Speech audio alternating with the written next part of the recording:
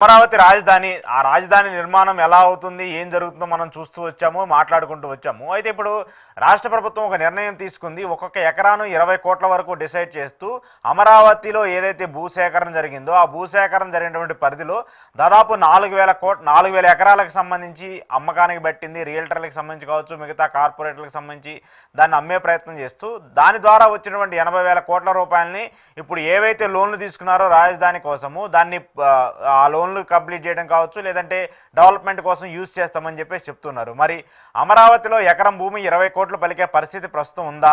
ఒకవేళ 20 కోట్లకి రాజధానికి సంబంధించిన పరిసర ప్రాంతాల్లో అమ్మకానికి వస్తే మరి రియల్టర్లు ముందుకు వస్తారా? ప్రభుత్వం తీసుకున్నటువంటి ఈ నిర్ణయం సరైనదేనా? ఏం చెప్తారు?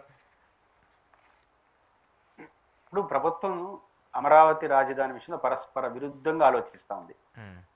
ఎందుకంటే ఇప్పుడు మీకు అధికారం ఉంది, 4 ఏళ్ళు పదవిలో ఉంటారు. ఈ 4 ఏళ్ళలో మీరు చేయగలిగింది చేస్తూ ముందుకెళ్తే ఎవరికేం అభ్యంతరం లేదు. దాన్ని వదిలేసి ఆడేదో అద్భుతాలు జరిగిపోతాయి ఏదేదో చెప్పి, అంటే సెల్ఫ్ సఫిషియెంట్ రాజధాని అని మీరు చెప్పారు కాబట్టి సెల్ఫ్ సఫిషియెంట్ రాజధాని చెప్పి నిరూపించడం కోసం ఈ విన్యాసాలని చేస్తున్నారు. విన్యాసాలు చేస్తే ఏమవుతుందంటే విపరీత పరిస్థితులు ఏర్పడతాయి. ఎందుకంటున్నానంటే ఇప్పుడు పయ్యావుల కేశవ్ గారి బడ్జెట్ ప్రసంగంలో మొదటి పేజీలో ఇది సెల్ఫ్ సఫిషియెంట్ రాజధాని, ₹1 కూడా అవసరం లేకుండా తనంతట తానే రాజధాని నిర్మాణం చేసుకునేది నిరూపితమైపోయింది. గత ప్రభుత్వం అనవసరంగా 3 రాజధానులు పెడితే అర్థం వచ్చేట్టుగా ఫస్ట్ పేజీలో రాశాడు. 3వ పేజీ 4వ పేజీలో దీనికి రాష్ట్ర బడ్జెట్ నుంచి 6,000 కోట్లు కేటాయిస్తామని రాసేసినారు. ఒకే బడ్జెట్ ప్రసంగం మొదటి పేజీలో సెల్ఫ్ అంటారు, ఆ మూడో అంటారు. అంటే దీని ప్రజలు విపరీతంగా చూస్తారు కదా. రెండోది, ఇదే సమయంలో పోయి ప్రపంచ బ్యాంక్ దగ్గర 15,000 కోట్లు, అట్కో దగ్గర పోయి 12,000 కోట్లు, జపాన్ సంస్థ నుంచి అప్పులు, ఇవన్నీ ఎందుకు వచ్చినాయి? రెండు, ఇప్పుడు మీరు అన్నట్టు ఒక 80,000 కోట్ల రూపాయలకి ఇన్ని వేల ఎకరాలు 4,000 ఎకరాలు అమ్మడానికి అవకాశం ఉంది. దానికి ఇంత రేటు ఫిక్స్ చేసాము, 80,000 కోట్లు వస్తుంది. దాంతో ఈ అప్పులండి, ఇంకా అప్పు చేయలేదు కదా. అది ప్రపంచ బ్యాంకు ఇన్ ప్రిన్సిపల్ యాక్సెప్ట్ చేసింది, అది ఇస్తుంది త్వరలో. అది కూడా కంతుల విడతల వారిగా ఇస్తుంది. నేనేమంటానంటే మీకు ఆ 80,000 కోట్ల రూపాయలు వస్తాయని నమ్మకుంటే ఇంకా అప్పు ఎందుకు చేయడం అంట. ప్రపంచ బ్యాంక్ ఇచ్చేది 15,000 కోట్లు, అట్కో నుంచి 12,000 ఇస్తే అంతా కలుపుకుంటే 20-30,000 కోట్లు వస్తున్నాయి.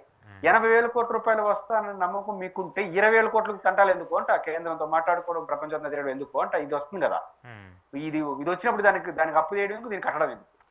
ఓకే, మన దగ్గర అమ్మితే వస్తుందని మీకు నమ్మకం ఉంటే. ఇక్కడ లాజిక్ ఏంటంటే అశోక్ గారు, 34,000 ఎకరాలు రైతులు ఇచ్చినారు. ఆల్రెడీ ప్రభుత్వం చేతిలో ఒక 18,000-20,000 ఎకరాలు ఉంది. మొత్తం 52,000 ఎకరాలు క్లబ్ అయినాయి ఒకే ఏరియాలో. 54,000 ఎకరాల్లో 1,00,000 ప్లాట్లు రైతులకు ఇవ్వాలి. అంటే ఒకటి కమర్షియల్ ప్లాట్, 2 హౌసింగ్ ప్లాట్, 2 ఒక 10,000 ఎకరాలు విలువైన భూమిని ప్రభుత్వం పెట్టుకోవాలి. ఈ రోడ్లు ఇవన్నీ పోతాయి కదా, దీంట్లో ఒక 10,000 ఎకరాలు పోతాయి. అంటే 40,000 ఎకరాలు ఇట్లా 35,000 ఎకరాలు పోతే ఒక 10,000 ఎకరాలు మిగులుతాయి. అది 1,00,000 కోట్లు వస్తుందని గతంలో చంద్రబాబు గారు చెప్పింది. జగన్ గారు ఏం చేసినారు, ఇది తప్పు, 10,000 ఎకరాలు మిగలదు, మీరు చెప్పిన 52,000 ఎకరాలు 10,000 ఎకరాలు మిగలదు,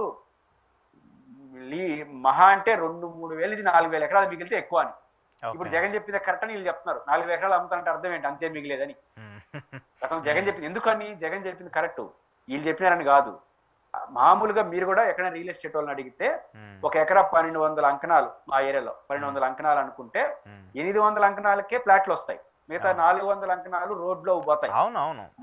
మామూలు వెంచర్లో. కానీ రాజధాని అనేది ఇంకా పెద్దది కదా, రోడ్లు ఆ లెవెల్ వేరే ఉంటుంది కదా, ఇంకా ఎక్కువ పోతుంది.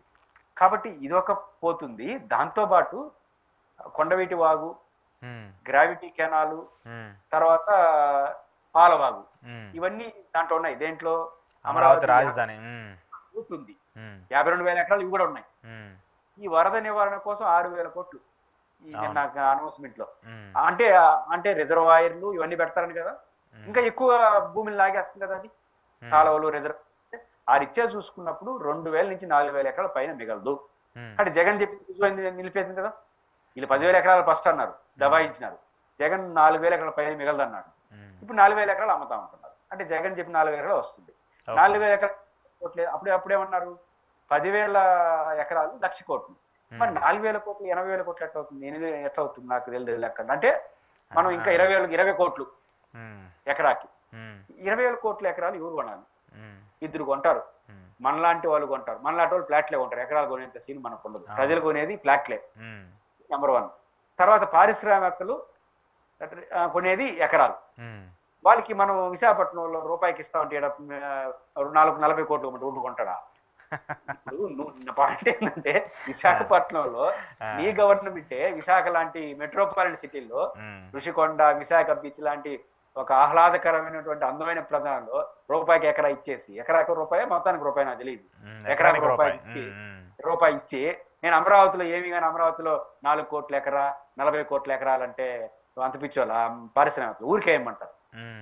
అనిపించు నువ్వు 40 కోట్లు అంటే పోయి హైదరాబాద్ కొంటాడు, లేకపోతే బెంగళూరుకు పోతాడు, లేకపోతే చెన్నై పోతాడు. ఇప్పుడు పోటీ పడి రాష్ట్ర ప్రభుత్వాలు చేశాను నేను. వాళ్ళు 4 కోట్లు అంటే నేను 40,000కి ఇస్తాను, వాళ్ళకి వాళ్ళు 40,000 అంటే నేను ఫ్రీగా ఇస్తాను. ఇది కదా వేలంపాట. ప్రభుత్వాలు ఒక రాష్ట్రాలు పోటీ పడి పారిశ్రామికలకి నా రాష్ట్రానికి వస్తే నీకు ఇస్తా, వాళ్ళు ఇచ్చేది పోయి మనమే ఇస్తా ఉంటాం. ఇంత వ్యాపారం వెళ్ళిగా జరుగుతా ఉన్నారు సొసైటీలో. నువ్వు రూపాయి డబ్బులు కొట్టి కొంటారా పారిశ్రామికలు?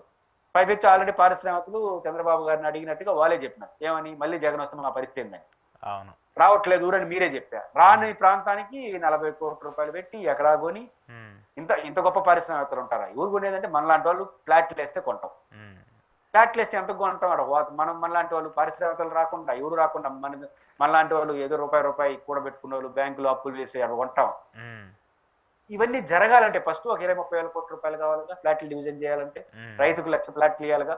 కాబట్టి ప్రభుత్వం మీకు అధికారం ఉంది, మీరు చేయదలుచుకుని చేయండి.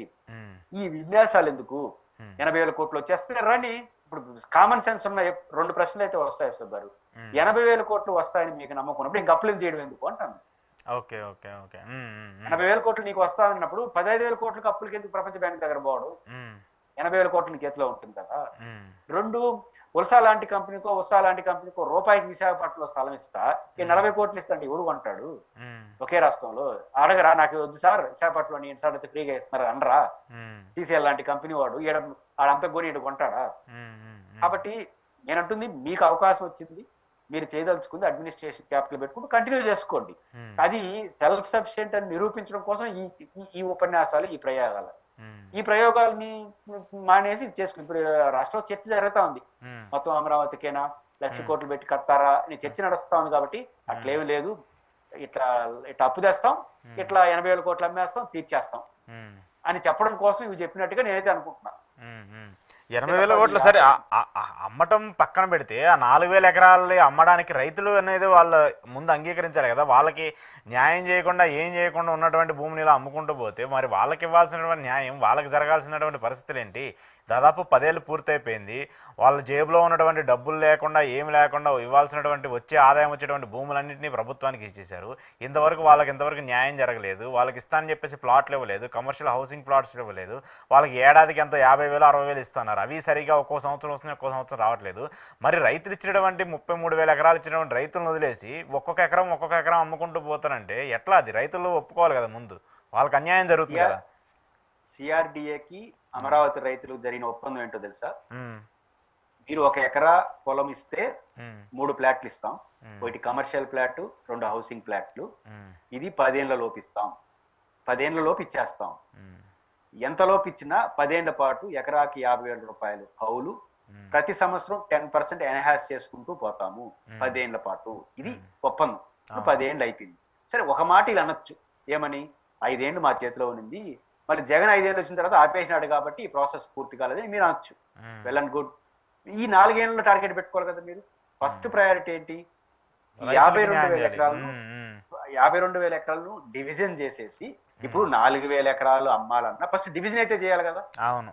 52,000 ఎకరాలు ఇచ్చి ఆ 1,00,000 ప్లాట్లు 10,000 ఎకరాలు ప్రభుత్వానికి ఏంది ఉంచుకుంటుంది, 1,00,000 ప్లాట్ల అమరావతి రైతులకి రిటర్న్ ఇచ్చేవాలి. పోను కదా అమ్మతావు. ఈ 2 కాకుండా రైతులు ఇవ్వకుండా నువ్వు ఎట్లా ఇస్తావు? వాళ్ళకి ఎట్లా ప్లాట్లు ఇస్తావు? ఫస్ట్ డివిజన్ చేయాలి. ఈ డివిజన్ చేయాలంటేనే ప్లాట్లు అమ్మాలంటే ప్లాట్ డివిజన్ చేయాలి కదా, వెంచర్ లాగా చేయాలి కదా. చేయాలనుకుంటే ఎకరాకు 1 కోటి రూపాయలు వేసుకుంటే 50,000 కోట్లు కావాలి. డివిజన్ కి కార్యాలయాలు కట్టడానికి ఏమంటారు?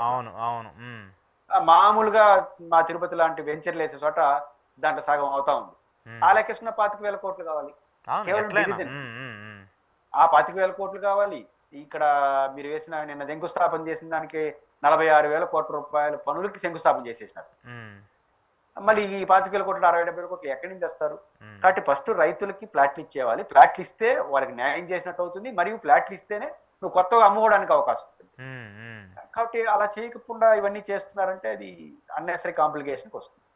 అన్నెసరీ కాదు, ఆల్రెడీ అదే కనిపిస్తుంది ఇప్పుడు. ఎందుకంటే రైతులు అటు ఇటు కాకుండా అయిపోతున్నారు. సరే ఏదో ఒకటి చేస్తారని చెప్పేసి 5 ఏళ్ల పాటు వాళ్ళు కాలు గంజా కట్టుకొని రోడ్ల మీద వచ్చి రోడ్ల మీద తిరిగినటువంటి వాళ్ళకి ఏడాది అయిపోతుంది, వాళ్ళకి న్యాయం జరగకుండా మళ్ళీ ఇప్పుడు వచ్చేసి కొత్తగా మేము అమ్మకానికి పెడతామంటే మరి దానికి సంబంధించి ఏం చేస్తారో చూడాలి. మరి రాష్ట్ర ప్రభుత్వం ఏ నిర్ణయం తీసుకుంటుందో.